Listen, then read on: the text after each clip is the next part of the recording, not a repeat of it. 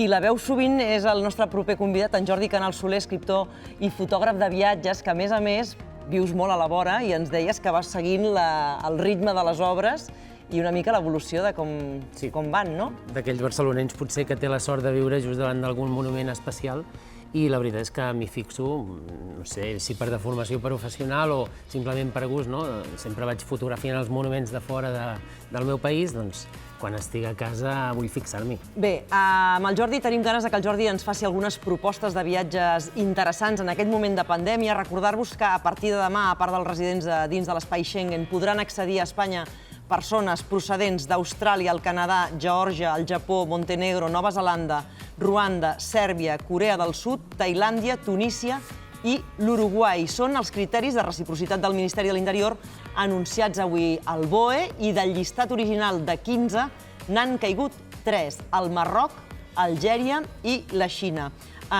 D'entrada, preguntar-te, Jordi, tu on aniràs de viatge aquest estiu o què recomanes als espectadors que ens estan veient? Doncs, donat que hi ha hagut moltes cancel·lacions de vol, potser una de les principals recomanacions és no agafar un vol perquè no saps si potser se't cancel·larà altre cop, no?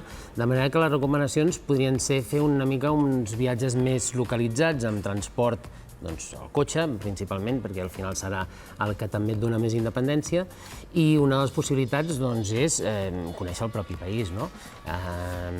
No cal anar molt lluny per veure coses interessants i, a més, tenim la sort que si tots aquests països, per alguna qüestió, tanquen fronteres, com a mínim el nostre país, doncs, esperem que no ens confinin de nou i puguem viatjar igualment, no? De manera que, ja sigui viatjant inicialment per Catalunya o per Espanya, doncs és una bona possibilitat, no? Si no, tenim també la possibilitat de viatjar per Europa. Per Europa hi proposes amb caravana, amb autocaravana? Clar, aquesta és una de les opcions més bones, no? Per què? Doncs perquè també sabem una mica les conseqüències del coronavirus que té tota la restauració o l'hoteleria, que són hotels mig buits, més possibilitats potser de no trobar plaça i, per tant, el fet d'anar amb una autocaravana et permet tenir una independència total de dir, doncs, m'assento aquí, dormo en aquest lloc que pot ser fins i tot amb bones vistes, faig el sopar, menjo, me vaig a dormir i l'endemà segueixo ruta, no? És una de les possibilitats. La pandèmia, com canviarà el model de turisme? Ja veiem a les grans ciutats, aquí a casa nostra, moltes coses han canviat. La ciutat de Barcelona no té res a veure ara amb el que era el mes de gener, per exemple. Exacte. Com això canviarà també la nostra manera de viatjar? Doncs potser hem de començar a assumir que haurem de viatjar amb mascareta, no? Fa un temps, quan venien els turistes japonesos i venien molts d'ells amb màscara, doncs potser ens n'enreiem, no? Ho feien més que res per la seva pròpia cultura. Potser algun d'ells tenia grip o constipat i no volia encomanar-ho als altres, no? Potser haurem de fer el mateix i, per tant, hem d'assumir que haurem de fer-ho així. Les companyies aèries, per exemple, ja comencen a dir que el que és la maleta a l'avió no la podrem portar amb nosaltres, sinó que sempre haurà d'anar facturada.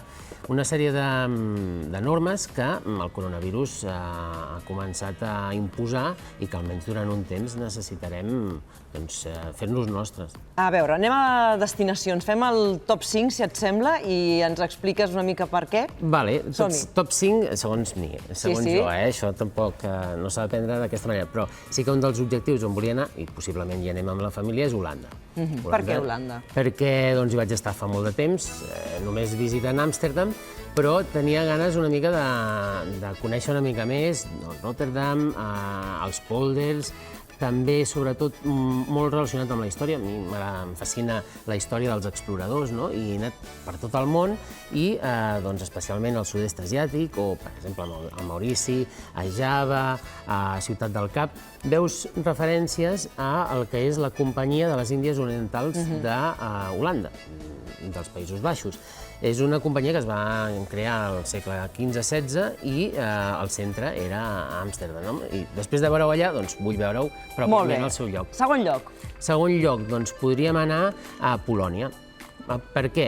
Doncs perquè sí que s'ha vist durant el confinament, quan en aquelles setmanes intenses d'estar a dins l'interior de casa, especialment si estàvem confinats en una ciutat, necessitàvem natura.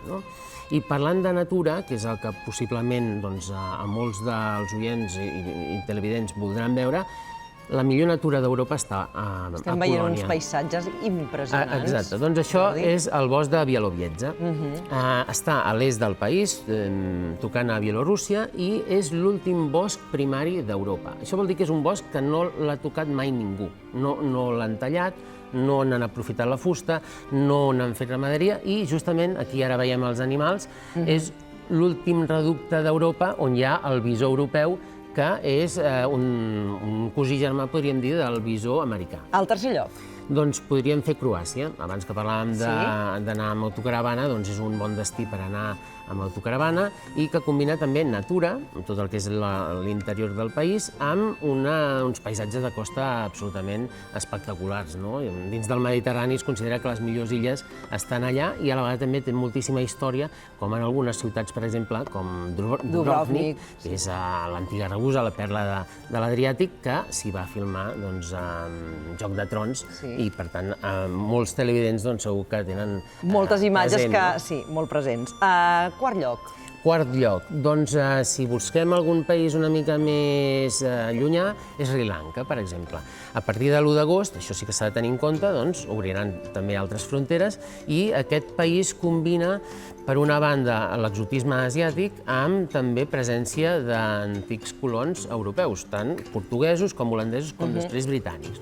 I també molta presència d'arquitectura budista, en aquest cas, perquè principalment el país és budista, i platges bones per poder-nos-hi banyar. I en cinquè lloc, i últim? I l'últim, doncs Mèxic, perquè de fet ja estan obertes les fronteres, no s'han arribat a tancar mai, i és un país fascinant perquè té una multitud de medis ambients brutal, de manera que hi podem trobar desert al nord, selva tropical al sud, a la zona de Yucatán, a l'interior una zona molt rica en tradicions, i una de les tradicions, per exemple, que ara s'aproparà a novembre, és el Dia de Morts.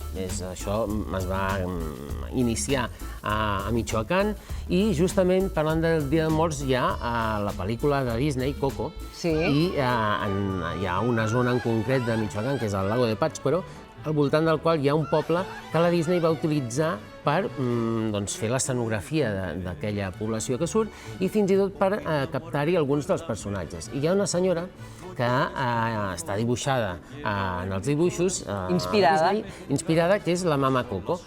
Aquesta senyora existeix i encara avui en dia vas al poble i hi ha un cartell que diu «Venga a la casa de Mama Coco». I per tant, això és un reclam... I és una senyora que és idèntica als dibuixos, o els dibuixos són idèntics en aquesta senyora. Aquí t'estem veient, amb Mama Coco. És aquesta senyora. Per cert, que si